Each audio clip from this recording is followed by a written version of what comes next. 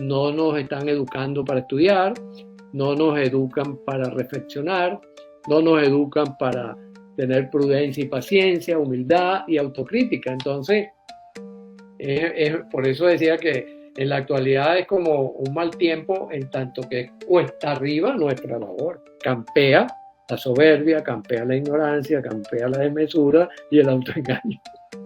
He despertado, soy hilo en el gran tapiz, ya vivo, respiro. Ya no hay prisa, camino a mi paso. Elijo despertar cada día, elijo asombrarme al descubrirme mejor y mejor. Un paso firme, un paso débil, un paso adelante, uno atrás. No importa, lo importante es caminar. Ya vivo.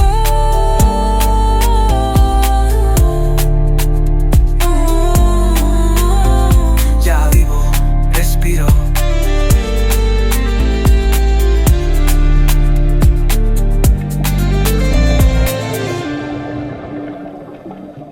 El tema que vamos a tratar ahora es el SIDA mental. Espero que sea de su agrado. Gracias, Maigualida. Gracias, Diana, también por tu presencia. Efectivamente, vamos a conversar quizás una de las, yo la llamaría macro herramienta más interesante que tenemos en Neurocódex, en nuestra caja de herramientas de transformación positiva, que es lo que decidimos llamar el SIDA mental. El SIDA mental no es otra cosa sino que unas siglas, una serie de características, serie de características que tenemos los seres humanos que nos llevan se trata del pecado original. Si tenemos un pecado original es precisamente el SIDA mental. Ahora, ¿qué significa SIDA mental? ¿Qué significan estas palabras? Esto es un acróstico de soberbia, ansia, desmesura y autoengaño. En principio, lo que recogimos en reuniones de los equipos de trabajo de Neurocódex, recogimos como indicadores activos de lo que es, digamos, las limitaciones más tales, las limitaciones más importantes que tenemos los seres humanos en nuestras vidas, ¿no? Precisamente por estas propiedades, estas características que podríamos decir la soberbia, que es la soberbia. La soberbia es ese sentimiento, un sentimiento profundo de que yo tengo la razón, de que yo sé cómo son las cosas, de que yo soy lo principal de esta vida. Quizás una de las manifestaciones más interesantes que puede mostrar lo que es el papel de la soberbia es lo que llamamos el ego. Eso que, sobre todo en la tradición oriental, hay mucha investigación al respecto, en el sentido de decir, controla tu ego, guía tu ego, gerencia tu ego. Para nosotros, para el equipo de investigación de Neurocódex, lo que nos está diciendo es, bueno, ve a ver qué haces con tu soberbia. Esa soberbia que hace que queramos imponernos sobre los demás. Ese sentimiento de superioridad que en un momento dado podemos tener, sobre todo en lo que se refiere a los criterios, las reglas, etcétera, que nosotros llevamos a cabo. Entonces, imaginen, con la soberbia, después tenemos a su lado la ignorancia. Como decía Albert Einstein, todos somos ignorantes, solo que ignoramos cosas distintas, ¿no? Pero ese hecho de reconocer que somos ignorantes, el hecho de reconocer que somos ignorantes, el hecho de darnos cuenta de que no sabemos casi nada de la vida, sino que hemos ido robándole, ¿verdad?, a la naturaleza información y esquemas de comportamiento que nos han traído hasta el día de hoy. Pero que en el fondo seguimos desconociendo muchas cosas. Y por otro lado, también hemos avanzado muchísimo en otras. Y eso es importante, reconocer esa ignorancia que nos aqueja de manera constante. Después viene la D de desmesura. Por supuesto, Por supuesto, ¿cómo se llama? El comportamiento que puede derivar de que nosotros no sabemos exactamente muchas cosas, de que el mundo es cambiante y no podemos tener todas las soluciones a mano de manera continua, y el estado de soberbia nos lleva a actuar con desacierto, nos lleva a cometer muchísimos errores, nos lleva a enfrentamientos. Gran parte de todos los problemas que tenemos actualmente en la humanidad son debidos precisamente a ese mal cálculo de las decisiones adecuadas para nosotros tener resultados que valgan la pena, resultados que valgan el esfuerzo. Y después, por último, para completar esta idea de este virus mental, está el autoengaño. Con el autoengaño lo que queremos decir es que simplemente creemos que efectivamente, en primer lugar, que no somos soberbios, sino que tenemos la razón. En segundo lugar, que ya sabemos, porque a lo mejor estudiamos una carrera o somos una persona relativamente culta, ¿verdad? No reconocemos la desmesura, es decir, no reconocemos nuestros propios errores. Quizás una de las formas más frecuentes en que uno encuentra esto es cuando tú le preguntas a alguien, ¿y de qué te arrepientes? Y dice, no, yo no me arrepiento de nada, ¿no? Cuando uno reconoce el SIDA, dice, caramba, cuántas cosas no habría hecho diferente de haberlo sabido, ¿no? Y entonces ese es el proceso de autoengaño. Como puedes ver, Diana y Magdalena, como pueden ver, y el público que nos está siguiendo en este video, el SIDA, por lo tanto, constituye una verdadera amenaza. Y por eso es que lo hemos denominado el pecado original. ¿Por qué? Porque todos lo padecemos. Todos los seres humanos, en algún momento. Y si no, lanzo el reto de alguien que no sea así, que no se haya sentido que, bueno, que él es lo más importante de la vida, que él tiene la razón, que los demás están equivocados, que él es superior o inferior a los demás, ¿verdad? ¿Quién ha reconocido a veces que sabe bastante, que domina cualquier cosa que haga? ¿Quién, por ejemplo, nos reconoce que muchas veces ha metido la pata, se ha equivocado en montones de cosas, y que además la ilusión, los sesgos perceptivos nuestros nos llevan al autoengaño? No sé si tienes alguna pregunta, algún comentario, Diana, Maigualida, creo que está entrando y saliendo allí, a lo mejor por la conexión. Problema con mi cámara. Con la cámara. Problema con la conexión y mi cámara. Sí, pero sí, yo lo que quería comentar es que quería comentar es que el autoengaño, ¿no? Eso nos sale natural y espontáneo. Y que es algo que conviene trabajar porque es lo que rápido sale. Lo que hay que trabajar y construir es la vacuna contra ese autoengaño, ¿no? Que no estamos solos, que no somos los únicos que tenemos la razón. Entonces me hace pensar en los fanáticos, cuando nos volvemos fanáticos de algo, que digo que yo soy el que tiene la razón, que los demás están equivocados. Entonces ese autoengaño nos lleva más que todo a tener conflictos con las otras personas y a no oír, a no escuchar, a no estar abiertos a las otras posibilidades, ¿no? Lo vimos, por ejemplo, cuando llegó el COVID. El COVID, todo el mundo quería tener la razón y resulta que cada uno en su parcela, y vimos que se empeoró el virus. Pero cuando empezamos a escuchar a los demás y nos empezamos a reunirnos y a trabajar en equipo, oye, todo empezó a cambiar. Entonces vimos esa realidad y ahí vimos el SIDA mental. Sí, como una expresión. Igual, sí, dijiste un término correcto, el fanatismo, ¿no? El fanatismo quizás es una de las manifestaciones más contundentes del SIDA mental, ¿no? Este SIDA mental.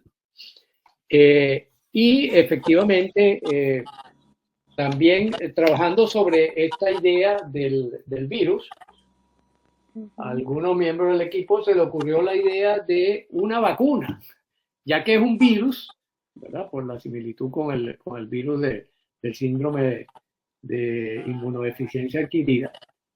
Algunos propusieron, bueno, ¿y si creamos una vacuna?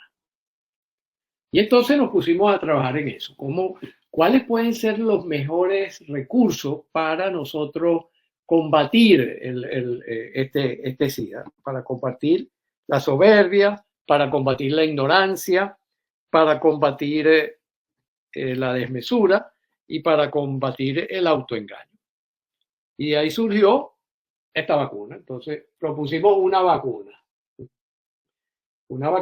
que llamamos TERPA, precisamente también por las iniciales de las medidas a tomar. Y como mencionaba tú, Mike Walida, la primera medida a tomar fue precisamente trabajar en equipo. Trabajar en equipo, ¿qué significa?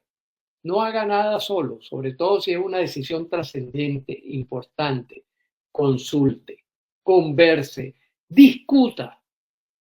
Discuta, por supuesto, sin ofender, sin agredir, ¿verdad? Sino discutir acerca de las decisiones, acerca de las opiniones, acerca de los argumentos. Eso es lo que se discute. No se discute la integridad de las personas, sino que se discute acerca de el tema que estamos trabajando, ¿no?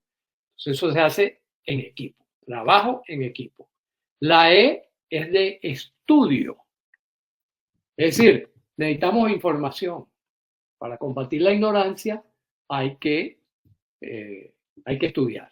Y estudiar no significa que uno tenga que hacer un curso formal, no significa que uno tenga que ir a una academia. No, el solo hecho de vivir, el solo hecho de observar, el solo hecho de tomar en consideración lo que está ocurriendo es una forma de estudiar. Entonces, ahí constantemente estamos estudiando, puesto que el cerebro solo sabe aprender. Después tenemos la R de reflexión, es decir, la R de repensar. Vuelvo a pensar lo que pensé, lo analizo, lo perfecciono, le quito cosas, le añado. Es decir, en la dinámica de la vida, yo puedo ir progresando a través de ese trabajo que hago en equipo, a través de ese estudio que voy realizando, la información que vamos recabando, recopilando, la vamos integrando, la vamos reactualizando permanentemente. Y es parte de lo que hacemos en Neurocode. En Neurocode nos dedicamos precisamente a eso, a toda la información que puede ser útil para vivir mejor cada día, cómo podemos refinarla constantemente, siguiendo la evolución, siguiendo el movimiento de la vida. Después tenemos la P de paciencia y prudencia. Frente a la desmesura, frente al mal cálculo, tenemos que tenernos paciencia y actuar con prudencia para que podamos ir precisamente tomando cada vez decisiones que sean más congruentes, más coherentes con lo que es la naturaleza como tal, ¿no? La H intercalada, que aparece por aquí, ¿verdad? La H intercalada, que refiere a humildad. ¿Qué es la humildad? La contracara de la soberbia. El otro extremo de ese espectro. La humildad es cuando yo reconozco efectivamente y de manera auténtica que soy igual a todo el resto de los seres humanos, que no hay nadie que esté por encima ni por debajo de otro, que somos seres vulnerables, que somos seres finitos y que por lo tanto somos finitos tanto en nuestro cuerpo como en nuestra mente, como en nuestras posibilidades de desenvolvimiento en el mundo. Entonces, ese acto de humildad es muy importante para nosotros poder avanzar. Y por último, otra A, pero esta A es de autocrítica. Es decir, todo lo anterior me va llevando a un cuestionamiento permanente de lo que pienso, de lo que siento, de lo que hago, de lo que induzco, de lo que percibo, de lo que observo. Ese cuestionamiento permanente es lo que va a permitir que podamos entonces reciclar con el trabajo en equipo, con el estudio, con el repensar, con la prudencia y la paciencia, con la humildad, reciclar el progreso, reciclar la manera como, bueno, como efectivamente ha avanzado la humanidad en todo este largo recorrido o corto recorrido, si nos comparamos con el resto de lo existente, pues nosotros los seres humanos llevamos un periodo muy corto de recorrido en esta hermosa roca extraña que circula por el cosmos, ¿no? Entonces, esa es un poco la idea de la vacuna. La vacuna frente al virus del SIDA mental, que podemos llamarlo también pecado original, puesto que es una predisposición biológica básica de cómo estamos diseñados, de cómo estamos configurados. Pero que gracias a que tenemos esa propiedad de pensar, de especular, de construir mundos, podemos aprovechar también esa propiedad de la naturaleza para construir la vacuna y para ponerla en práctica. Esa es la propuesta que tenemos como vacuna para, o como confusión frente al pecado original. Sí, Luisa, yo tengo una pregunta. Mientras tú explicabas todo esto, ¿no?, del SIDA mental, con su vacuna, estaba pensando que a lo largo de la historia ha habido muchas corrientes y muchos autores en el que también nos han hecho algunas propuestas, en el que ellos dicen que, por ejemplo, nosotros cuando comenzamos a hacer ciertas prácticas, digamos, cotidianas, nosotros comenzamos a despertar un ser interior que nosotros tenemos, que está más cercano a la divinidad, se podría decir, y que es aquello que es eso que nos permite a nosotros mostrarnos mucho más pulidos, ¿no? Y también me acordaba de esta metáfora en la que decía que nosotros somos como carbón era, ¿no? Que somos como carbón que nos vamos tallando poco a poco hasta que nosotros nos convertimos en un diamante. Pero sí, en un diamante. Y pensando en lo que tú dices, que diariamente nosotros tenemos, digamos que estamos configurados, se podría decir así, de esta manera, que tenemos el SIDA mental y que nos conviene que todos los días igualmente nosotros nos vacunemos. Querría decir que el trabajo de esculpirnos diario nunca acabaría, ¿verdad? Es decir, que no llegaríamos a ser, digamos, en sí un diamante, sino más bien que podríamos, o sea, estaríamos en esa dinámica de un día ser diamante, otro ratito otra vez carbón, luego regreso a ser diamante y así. O sea, no es que llegamos, digamos, no es que es un proceso ascendente o algo así, sino que es como subidas y bajadas, se podría decir. Como alternante, ¿no? Como alternante. Es un viaje con mucho, ¿cómo se llama? Con muchas torceduras, ¿no? Con muchas desviaciones hacia uno u otro lado, ¿no? Sí, sí, fíjate que dentro de la idea de la vacuna hay yo lo llamo una mala noticia. Dentro de la buena noticia de que tenemos la vacuna como una posibilidad para mejorar el SIDA mental, la mala noticia es que esta vacuna no confiere inmunidad permanente. Así lo decimos, ¿no? Si usted, hay vacunas, por ejemplo, que te dicen, bueno, esta vacuna tiene un estimado de duración de 10 años. Por ejemplo, la antitetánica, ¿no? O otra que protege de por vida. Creo que, por ejemplo, la vacuna del polio, ¿no? Te confiere inmunidad de por vida. Y así sucesivamente. Bueno, esta vacuna no confiere inmunidad ni siquiera por 24 horas, lamentablemente.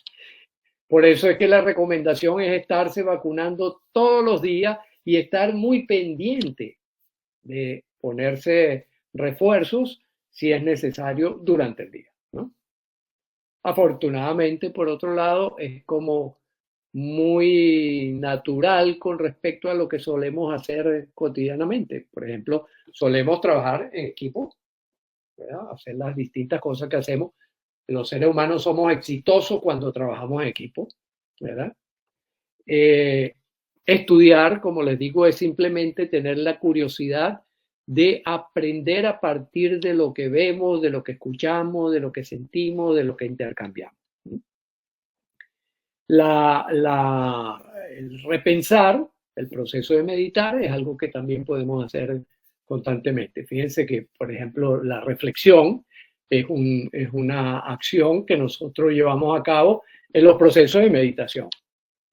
En la meditación, en la relajación, cuando hacemos autocrítica, ¿verdad? Ese tipo de cosas, ¿no? Y la prudencia y la paciencia sí es algo que tenemos que tener cuidado de estarlo cultivando, manteniendo y enriqueciendo permanentemente, porque muchas veces la perdemos. Muchas veces perdemos la prudencia, muchas veces perdemos la paciencia, y eso nos lleva a cometer errores, ¿no? La práctica de la humildad también es algo que podemos ejercitar diariamente, y por supuesto la autocrítica sintetiza todo lo anterior, ¿no? Y eso es lo que puede hacer que vayamos puliendo el carbón para que se vaya convirtiendo progresivamente en un diamante de purezas que van y vienen, ¿no? Como podríamos decir, ¿no? Diamante puro, 100% diamantizado, bueno, no sé si existen, ¿no? Siempre tendrán por ahí alguna cosita de carbón, y es lo que el joyero precisamente observa con su lentecito especial, ¿no? Con su lupa especial.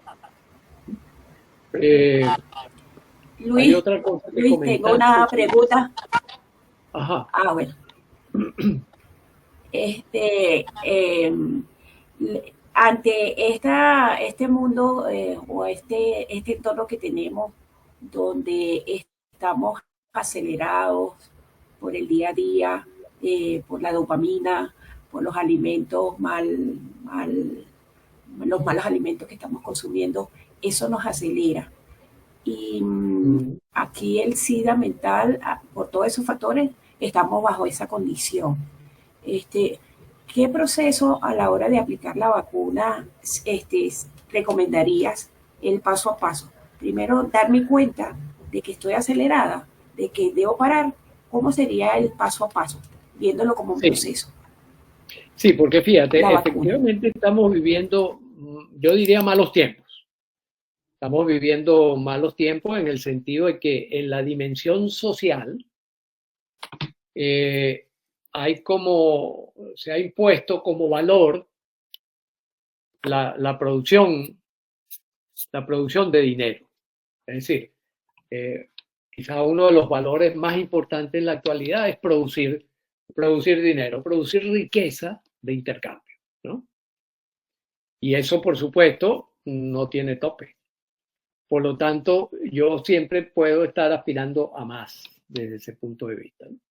Pero cuando nosotros hacemos un balance como el que estamos realizando en Neurocodex, de buscar el equilibrio entre las distintas dimensiones que ocupamos cotidianamente, empezamos a cuestionar eso, ¿no? Yo, por ejemplo, suelo decirle a las personas, bueno, revise qué sentido tiene, por ejemplo, que usted trabaje 10, 15 horas al día, además en entornos de alta demanda. ¿Con qué propósito? ¿Con qué propósito? Subir una cuenta, alcanzar a los grandes millonarios. ¿Y eso para qué? Revise. Y revíselo desde el punto de vista, primero, trascendente, como decía tú, Diana, desde el punto de vista de lo que puede ser mi sentido espiritual trascendente de la vida. ¿Para qué estoy yo en este universo? ¿Para qué? ¿Cuál es el sentido trascendente? O sea, el sentido que va más allá de mi pellejo. El sentido que va más allá incluso de mi cajita mental. ¿Cuál es mi papel dentro del cosmos? Fíjense que es un tema difícil, todo esto que tiene que ver con lo espiritual y lo trascendente, porque precisamente por la mismosidad mental, el que tiene una formación en determinada ruta, por ejemplo, religiosa, ideológica, dice que esa ruta es la verdadera para todos. Eso es un acto de soberbia. Yo digo, si existiera una ideología verdaderamente perfecta, todos la seguiríamos. No habría la menor duda de que nos cuadraríamos con ella, ¿verdad? el hecho de que existan sopotoscientas ideologías, sopotoscientas religiones, sopotoscientas visiones espirituales, lo que te indica es que todo el mundo está equivocado, ¿verdad? Porque si fuera cierta, si fuera certera, perfecta, no habría arista por donde hacer una crítica y por lo tanto todos entraríamos allí. Que fíjense qué es lo que busca la ciencia.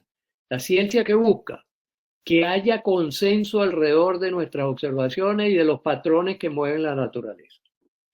Por ejemplo, es muy difícil que el día de hoy, los hay, pero ya por razones de ignorancia de la I del SIDA, pero es muy difícil que haya algún profesional serio, por ejemplo, estudioso, que diga que la Tierra no gira, por ejemplo, o que la Tierra es plana, como han salido por allí algunos detractores de la evidencia de que esta piedra tiene una forma redondeada hasta por razones de las leyes físicas mismas, ¿no?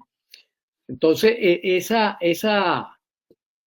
ignorancia y esa soberbia lleva a las personas a actuar con desmesura y a plantear que lo que ellos practican es lo real, es lo verdadero, ¿sí?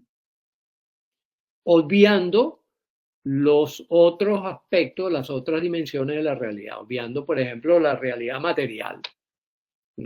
Que te golpea todos los días, ¿no?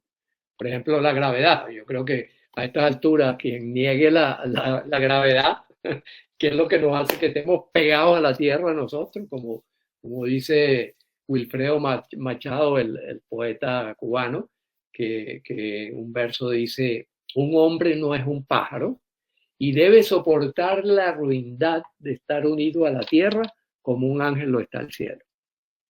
¿De qué manera tan contundente lo dice? Debe soportar la ruindad de estar unido a la tierra como un ángel lo está al cielo. Es decir, nosotros no volamos espontáneamente, ni podemos volar espontáneamente, no hay posibilidad. Nos inventamos, los hermanos Wright inventaron el avión, ¿verdad? Después de miles de años de intentos, ojo, esto es muy importante, y lo hicieron realidad en la medida que respetaron las leyes de la física, en la medida que respetaron las leyes de Newton acerca de la gravedad. ¿Verdad? Tuvieron que respetar eso y aplicar el principio de las fuerzas para poder lograr que un aparato más pesado que un avestruz pudiera volar, mientras que un avestruz no puede volar. Entonces, yo digo que ese es, por otra parte, así como hay un pecado original, hay milagro, y el milagro es la capacidad que nosotros tenemos de crear mundos y de crear realidades, como es, por ejemplo, el avión, que no solo transporta a una persona, transporta a un montón de gente el día de hoy. El de los hermanos Wright no transportaba más que 2 personas, ¿verdad? Pero ¿cuántos caben hoy en uno de estos superaviones? Cabe un gentío, ¿no? Entonces, ese proceso evolutivo ha sido gracias a la superación del SIDA, ¿verdad? Y por eso digo que el mejor ejemplo es el trabajo de la ciencia. El trabajo de la ciencia es lo que nos ha podido traer hasta aquí.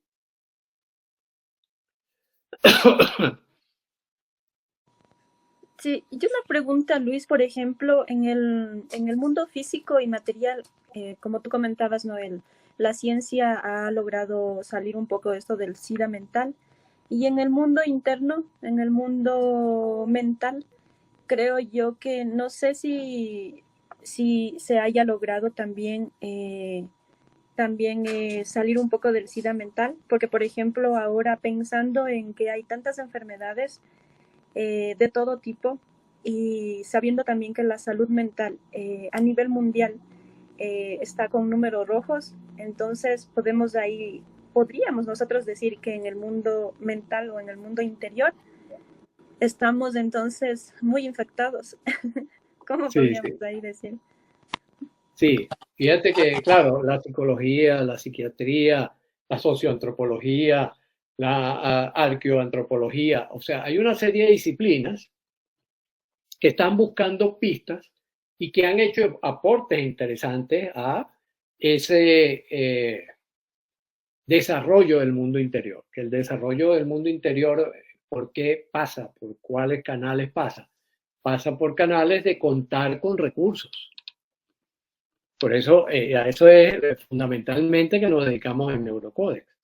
Por más, todas estas disciplinas están apuntando, incluso hoy en día hablamos de la neurociencia del cuerpo, ¿verdad? Están apuntando a que esa idea de que la mente es algo separado del cuerpo no es cierta, es falsa, sino que cuerpo y mente constituyen un solo conjunto, solo que expresado en dos niveles diferentes de semilla, de representación de aquello.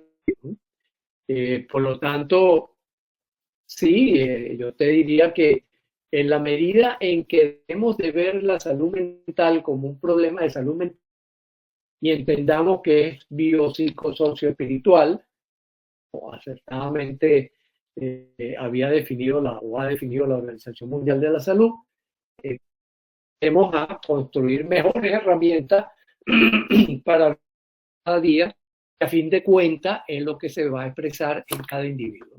Por eso nosotros decimos en Neurocódex que la mente, eso que llamamos mente, hunde su raíz en lo biológico, se estructura y se particulariza en cada individuo. Si lo biológico determina en gran medida lo que yo voy a hacer en la medida en que interactúo con mi entorno social, y la resultante de eso la digiere cada uno de nosotros, y por eso es que tiene una particularidad, que es lo que llamamos la interioridad o la mente de cada persona, ¿no? Entonces, el poder hacer el recorrido por esos distintos elementos que vemos separados es una de las claves mayores que utilizamos en Neurocódex para contribuir al desarrollo humano, ¿no? Esa es un poco la idea, ¿no? Sí, y Luis, una pregunta, y por ejemplo, teniendo en cuenta esta metáfora, ¿no? Por ejemplo, cuando nosotros nacimos, a todos nuestros padres quienes nos cuidaban nos llevaban al doctor y nos vacunaban. Y así sucesivamente, bueno, hasta crecer ahora, de vez en cuando nos vacunan o algo así. En este caso, la vacuna contra el SIDA mental, hasta cierto punto, nosotros no podemos vacunar a otras personas, ¿no es cierto? O sea, la vacuna tendría que ser individual, pero ¿en qué medida, mientras yo me vacuno, si estoy vacunando yo a mi entorno también, no estoy vacunando, ¿en qué medida vacuno? ¿O es que realmente un trabajo propio, sobre todo el de tomar la decisión de decir, bueno, yo necesito esta vacuna, que sé que también necesito el resto? Pero a lo que me refiero es que yo no puedo decir, bueno, ya tengo conciencia de que tenemos el SIDA mental y yo voy a querer a vacunar a otro, por ejemplo, que no sería lo más adecuado. Claro. Sí, hay un elemento de autovacuna. Es como cuando, por ejemplo, digamos, te van a vacunar, para seguir utilizando la misma metáfora, ¿verdad? Y viene la enfermera y mete una aguja dentro de ti. O sea, tú estás participando. Tú estás participando de la recepción de la vacuna en ese caso, ¿verdad? Y cuando es, por ejemplo, voluntario, por ejemplo, como nos vacunaron, ¿verdad? Usted se vacuna voluntariamente, pero sepa que si no se vacuna, va a ser penalizado, ¿no? Entonces, bueno, voy y me vacuno. Algo así como cuando te asaltan, ¿no? Voluntariamente tú sacas la cartera y la entregas. Ahora, fue bajo coacción. Entonces, por supuesto, se vacuna es cada persona. En la vacuna del SIDA, ¿no? En el TERPA, ¿no? Cada persona se vacuna participando de las relaciones con los demás. Por ejemplo, el primer término, cuando yo digo trabajo en equipo, es porque hay un equipo que me acoge y yo acojo ese equipo, y entre los miembros del equipo elaboramos algo que construye, ¿no? Cuando yo digo que estudio, yo puedo ir a una biblioteca o simplemente puedo comentar con alguien, conversando con alguien, yo estoy aprendiendo. Yo estoy estudiando. ¿Mm? El estudio es el mecanismo para aprender. Y ya dijimos, el cerebro solo sabe aprender. Por lo tanto, nosotros estamos estudiando permanentemente, ¿no?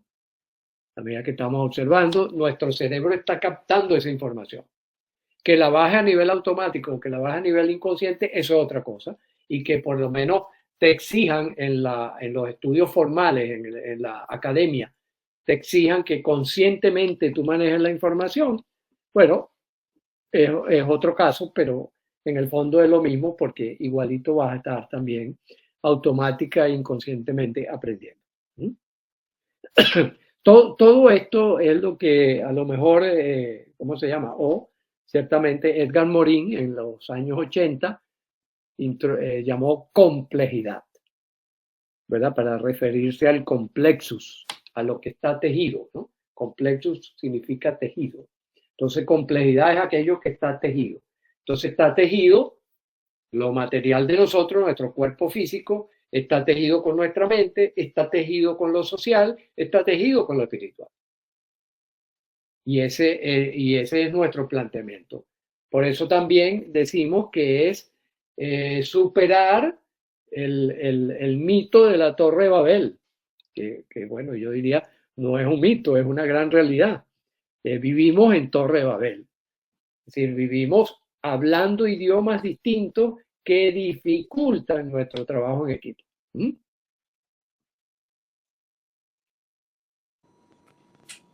Sí, y Luis, siguiendo la metáfora, ¿cuáles serían los efectos secundarios, no? Porque las vacunas suelen tener efectos secundarios y, por ejemplo, cuando fue del COVID, no, muchos no se vacunaban por esta situación que decía de los efectos secundarios y tal, o no había la confianza, digamos. En este caso, la TERPA tendría algún efecto secundario. Sí, tiene un efecto secundario terrible, la frustración. Es decir, si no estás constantemente vacunándote y estar constantemente intentando y esperando que sea un resultado sostenible sin que yo tenga que revacunarme, puede llevar a la frustración. Entonces yo diría, ese es digamos, el efecto secundario más notable, más perjudicial en el caso de la vacuna TERPA, ¿no? Y el otro efecto secundario es eso de no proveer de una estabilidad garantizada. Bueno, ni siquiera garantizada, no provee una estabilidad duradera. Yo diría que esos son los dos efectos secundarios más terribles. Y un tercer efecto secundario también, que uno no tenga resonancia, ¿verdad? O sea, que uno intente, por ejemplo, a alguien, a un equipo, a una persona, decirle, oye, mira, vale, ahí el SIDA mental te va a decir, ¿qué? Yo no tengo SIDA mental, lo cual indica la prueba evidente que tiene el SIDA mental, ¿no? Es esta parte bueno, del juego de la vida, ¿no? El juego de la vida que para nosotros se ha constituido en un reto de trabajo y por eso andamos en esta labor de divulgación, porque entendemos que no estamos acostumbrados, que no estamos educados para ello. Estamos educados para trabajar en equipo, no nos están educando para estudiar, no nos educan para reflexionar, no nos educan para tener prudencia y paciencia, humildad y autocrítica. Entonces, por eso decía que en la actualidad es como un mal tiempo en tanto que cuesta arriba nuestra labor. La labor que hemos decidido emprender y continuar es un poco cuesta arriba en la mayoría de las personas porque campea la soberbia, campea la ignorancia, campea la desmesura y el autoengaño. Luis, entonces como decimos en Neurocode, ¿no? Estamos en un constante aprender, desaprender, construir y deconstruir. Estamos en un constante proceso. Exactamente. ¿Qué le diría yo a las personas que nos están mirando y escuchando? Yo les diría, aprovechen y que esto sea entretenido. Que usted disfrute la vacuna. Ah, bueno, porque esa es una de las ventajas, Diana. No duele. No duele. Claro, el pinchazo no duele. No duele, por lo menos por pinchazo. A lo mejor duele cuando tú dices, wow, pero esto me cambia el panorama. Como todo, cualquier cosa nueva produce ruido y escozor en el cerebro hasta que nos acostumbramos. Hasta que nos acostumbramos. Sí, muy bueno, Luis. Muy bueno, Luis. No sé si estás ahí, Maiwa, si tu cámara ya se arregló.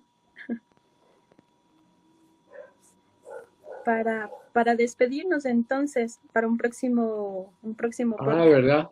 ¿Está por ahí, Magdalena? Ajá, ahí está. Ahí apareció. Aparece y desaparece. Es como la vacuna. La señal de Magdalena es como la vacuna. ¿Ah? Internet, No se sostiene. internet. Está ahí palpitante, palpitante. Pero todo en la vida palpita. O sea, el corazón palpita, el cerebro palpita, la corteza terrestre palpita. O sea, todo está en constante movimiento, en constante transformación. Ok, bueno, entonces nos despedimos. Sí, nos despedimos. Nos despedimos con la señal acostumbrada. Un abrazo. Un abrazo y seguimos. Seguimos, chao.